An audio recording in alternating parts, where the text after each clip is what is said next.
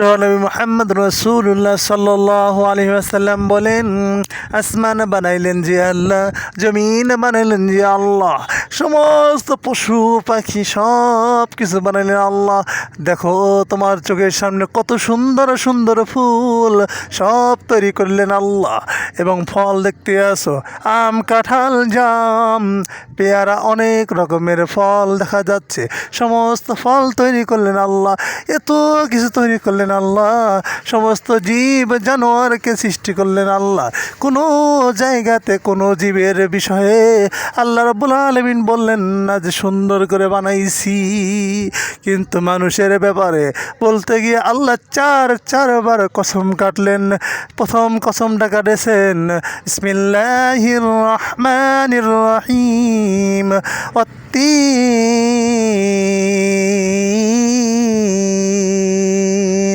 প্রথম কসমটা হলো 3 ফলের। এই 3 ফলটার কসম প্রথম কেটেছেন। তারপরে কসমটা কাটলেন জৈতুন ফলের কসম কেটেছেন।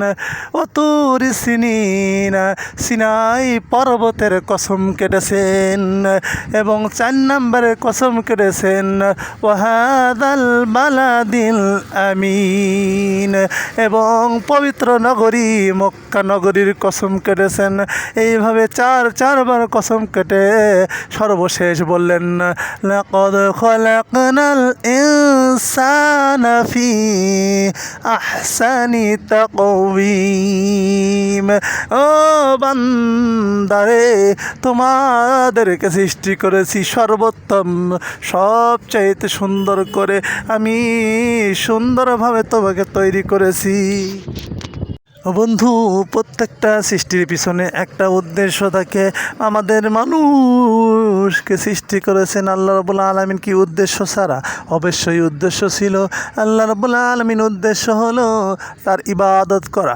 মানুষ ভুল করবে, ভুল থেকে মাপ চাবে আল্লাহ রাব্বুল আলামিনের কাছে, তওবা করবে, ইস্তিগফার করবে।